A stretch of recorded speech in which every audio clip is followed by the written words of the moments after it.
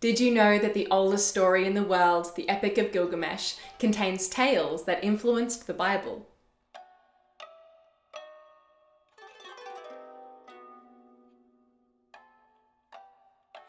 Hello and welcome to World History Encyclopedia. My name is Kelly and today's video is all about the semi-mythical king of Uruk, Gilgamesh.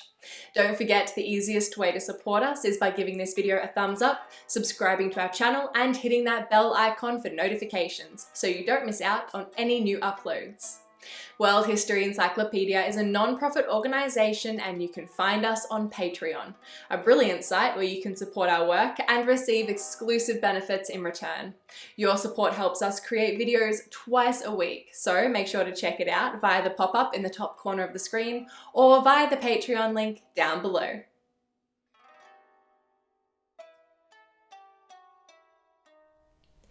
Gilgamesh is a semi-mythical king of Uruk, an ancient city of Mesopotamia, and is best known as the star of the first epic poem ever written, the Epic of Gilgamesh.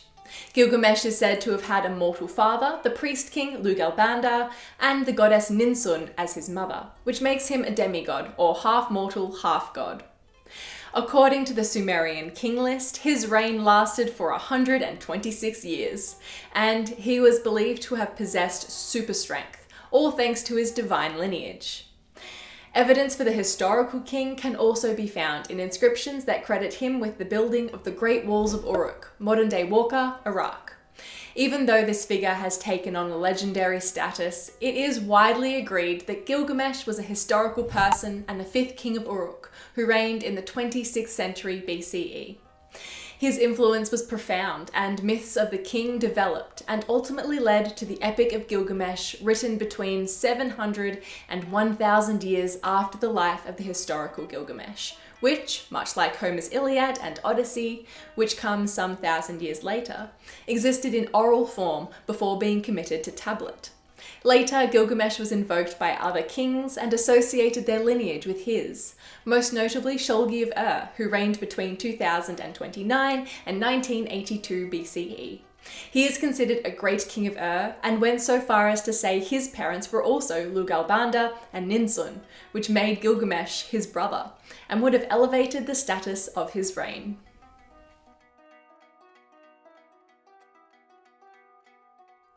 In the mid-19th century, archaeologists were working in Mesopotamia, looking for physical evidence to corroborate the stories from the Old Testament of the Bible.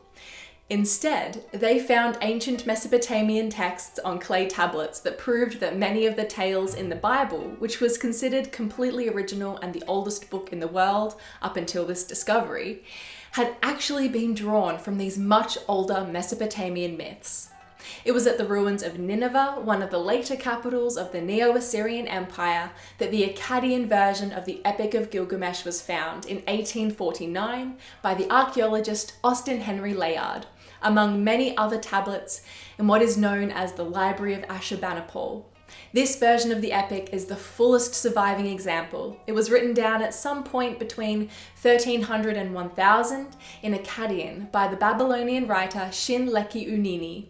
By the time the epic was written down, Gilgamesh would have already been a popular hero figure, and Shin-Leku-Unini drew on the Sumerian sources for the legendary king, of which there probably would have been many, to create his story. There are different versions of this story, and new cuneiform tablets with previously missing parts of the story are still being discovered, so the story of Gilgamesh hasn't been fully told yet.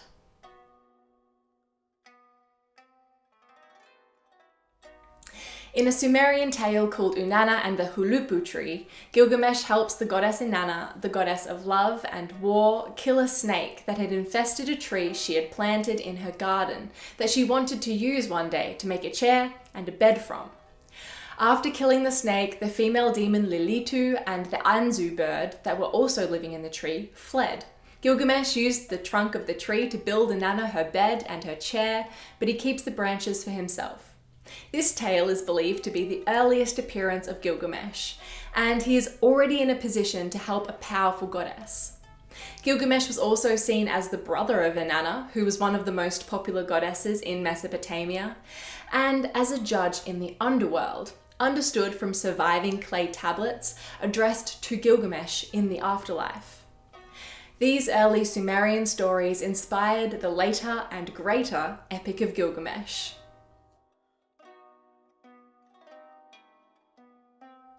At the start of the story, Gilgamesh is the tyrannical king of Uruk. He is arrogant and cruel, he sleeps with every bride before her wedding, and his people are complaining. These complaints reach the gods, who send down a counterpart to Gilgamesh, the wild man Enkidu, who lives with the animals in the forests beyond the walls of the city. Gilgamesh sends a prostitute to seduce and civilize Enkidu, after which the animals stop accepting him as one of their own. The wild man takes another step towards being civilized as he is taught how to drink beer, is shaved and clothed, and given a club as a weapon. Enkidu is told of Gilgamesh's tyranny, and so he meets him to fight. And although they are almost perfectly matched, Gilgamesh just beats Enkidu, and afterwards they become best friends. Enkidu and Gilgamesh, now inseparable, decide to travel to the cedar forest and confront the creature Humbaba. They reach the cedar forest and marvel at the trees before they battle Humbaba, who, just before being beheaded, curses Enkidu. Gilgamesh and Enkidu cut down some of the sacred trees, make a raft, and return home down the Euphrates River with the head of Humbaba.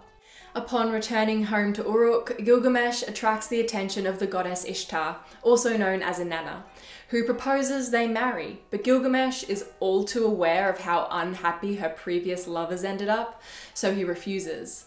This infuriates the goddess, who sends down the Bull of Heaven to cause mayhem in the city, and ultimately get revenge against Gilgamesh. Gilgamesh and Enkidu work together to kill the bull, and in retaliation, since the gods are pretty offended by the two men who killed their heavenly bull, they kill Enkidu. Gilgamesh is absolutely distraught over the death of his friend and doesn't want to meet the same fate. And so his quest for immortality and ultimate meaning in life begins.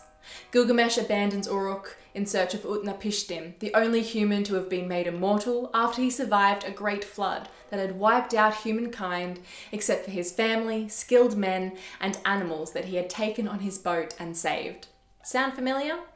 That's because this very ancient legend inspired the story of Noah's Ark in the Bible. Okay, back to Gilgamesh.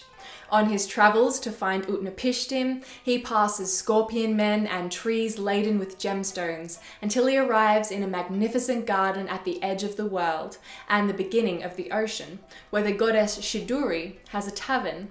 Shiduri tells him the only way he can cross the ocean is to find Utnapishtim's ferryman, Ur-Shanabi, who can be found on the shore with his magic stone wands. Gilgamesh runs to the shore and smashes the stone wands, which was a mistake since Ur-Shanabi needed them to cross the ocean. Ultimately, they cross the water. Gilgamesh meets Utnapishtim and asks him how he can escape death and become immortal. Utnapishtim says if Gilgamesh can stay awake for 6 days and 6 nights, he will become immortal, but he fails. The second way is if he protects a magic plant, which he also fails to do when a snake eats it. Gilgamesh fails to attain immortality, and so he is rowed home to Uruk by Ur-Shanabi and then writes down his story.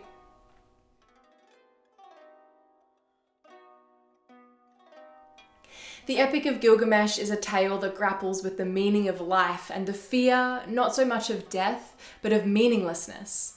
Gilgamesh, grappling with the death of his friend and the questions it evokes, resonates with every human who has wrestled with the meaning of life when faced with death. Although inevitably the character of Gilgamesh does not achieve immortality, his quest gives his life meaning, and the fact that we're still talking about him 4,000 years later proves that he did in fact attain immortality. How does the oldest known story in the world resonate with you? Does it make you feel connected to your ancestors who lived over 4,000 years ago? Let us know what you think in the comments below. If you enjoyed this video, make sure to give it a thumbs up and subscribe to our channel so you don't miss out on our new videos every Tuesday and Friday. This video was brought to you by World History Encyclopedia. For more great articles and interactive content, head to our website via the link below.